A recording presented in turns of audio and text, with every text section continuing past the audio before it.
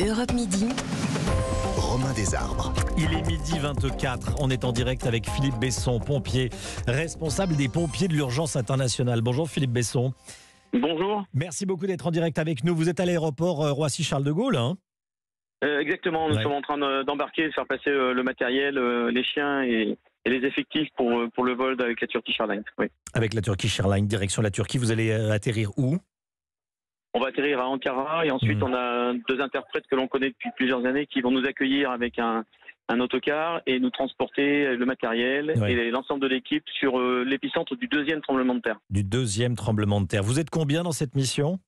Nous sommes 36, 3 chiens de recherche, une équipe médicale, un télépilote de drone et des spécialistes du sauvetage. On est en fait configuré comme une équipe INSARAG, c'est-à-dire classifiée par l'ONU, avec une équipe de coordination opérationnelle, une équipe médicale, 2 équipes de sauvetage et une équipe logistique afin de travailler 24 heures sur 24 pendant une dizaine de jours. Ah oui. Concrètement, quelle va être votre mission ?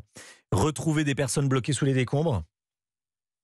Ah oui. C'est pour ça qu'on emmène à la fois des appareils électroniques de recherche de victimes ensevelies.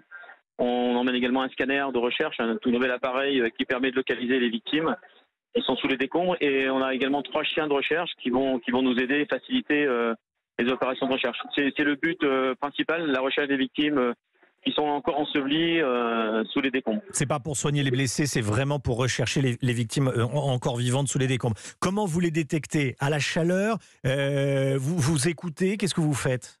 Comment vous faites ? On a plusieurs outils. On peut à la fois écouter les bruits qui seraient émis par une victime, à condition bien sûr qu'elle soit consciente. Donc on la motive, en fait on l'appelle en quelque sorte, pour qu'elle puisse nous répondre en frappant sur des matériaux. Oui. Si elle est inconsciente, on a également un appareil qui est un scanner de recherche, qui fonctionne comme un système Wi-Fi en fait. Oui. Et le signal Wi-Fi est déformé lorsqu'une personne a un rythme cardiaque, a une respiration ou encore vivante et qu'elle bouge. Donc avec ça, on arrive à localiser la victime à plusieurs mètres de profondeur avec une très bonne précision. Donc c'est un tout nouvel appareil. Et on peut ensuite utiliser une caméra miniaturisée qui nous permet d'explorer les décombres et de localiser les victimes. Et puis bien sûr, il y a les chiens qui facilitent grandement le travail. Grandement le travail, c'est formidable. Combien de temps peut-on survivre sans manger ni boire ? Alors je dirais que sans manger, on peut tenir pas mal de jours sans manger. Après sans boire, il y a toujours les problématiques de la déshydratation qui peuvent arriver. On a vu des cas où plusieurs jours après un tremblement de terre, notamment à Haïti, on a pu sauver des décombres, une petite fille de 8 ans et un bébé de quelques mois sous les décombres 5 jours après le tremblement de terre en Haïti. 5 Donc jours. vous voyez, on arrive à tenir.